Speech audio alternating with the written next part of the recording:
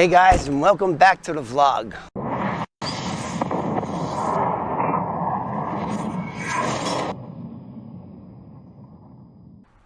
Hey guys. So another Roy DeMayo story. I hate this guy. I hate his stories. And now I'm getting a bunch of you guys that are saying, oh, I read a book about him called Murder Machine or whatever it is. And, you know, I'm not one to try to promote my book, but I have a book too. In fact, I had two books written, bestsellers, both of them. Last one was published by Simon & Schuster, Cop Without a Badge, available on Amazon. And, you know, if more of my viewers read the book, I think they would much better understand what I'm about, because there's a lot of things that happened to me in a 30-year period.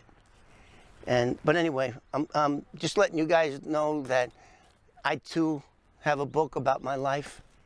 It was optioned by Paramount, Universal, MGM, Sony Pictures, Sony Television, NBC, Dick Wolf, whole bunch of big shots in the movie industry. And I'm going to be doing a video about that and why my book and my life rights never got turned into a $50 million theatrical feature film.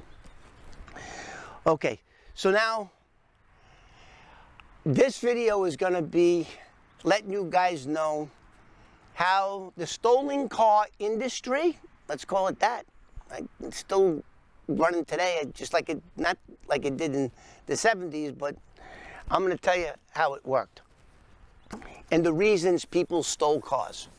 People stole cars, kids stole cars for joyriding, boom. People stole cars for body shops that had crashed cars, and they would order one just like the crashed car from car thieves, and you would drive it to the body shop in the middle of the night after you stole it. They would dismantle it, throw it out in the street, or they would tow it to some other location and dump it. And then you stole cars because you wanted to tag them. Then that meant removing the vehicle identification number from the dashboard or in the post. If it was in 1968, they started putting them in the windshields, and 1968 and down, they were in the door jamb with specially designed rivets, star and or mushroom style rivets. Boom. So if you had a crashed car or you bought papers from a crashed car that was no good, you would simply go out and steal another one just like it, put the tag in, sell the car, and so on. So those are really the three reasons that I was aware of that why people stole cars and how they made millions and millions of dollars, even back in the 70s. Then you had another reason why people stole cars. The Roy DeMayo reason is that he was able to put the cars in containers and send them overseas. And in this case, send them to Kuwait. So, but I didn't know that. So I've always stole cars. When car thieves go out to steal a car, they're going out to steal a specific car, sometimes even in the same color. That's called a color car. So you get double if you get a car in the same color that the body shop wants, because he doesn't want to paint the car. He just wants to remove the parts, put them on. So you get another $250. $250 for a regular stolen car, $500 for a color car. And don't forget, guys, this was 1971 through 1974. And that was a lot of money. So anyway, I was forced on Roy DeMayo to use me and Chris. So I wound up Joey Bricchini and Roy DeMayo did a compromise that we would both, me and Chris, would both go out, steal cars, and never bring them to Joey's shop, but take them, give them to Roy, and He was putting them on containers, I guess, because Roy was really easy to steal cars for, because all he wanted was what they called heavy cars. A heavy car is a Lincoln, a Cadillac, or a Chrysler Imperial. We didn't steal no foreign cars back then, because back then they were all junk. It was all American cars that he wanted. And it didn't matter. It did not matter. So me and Chris go out and we start stealing cars. And we deliver them to Joey, to Roy in the city.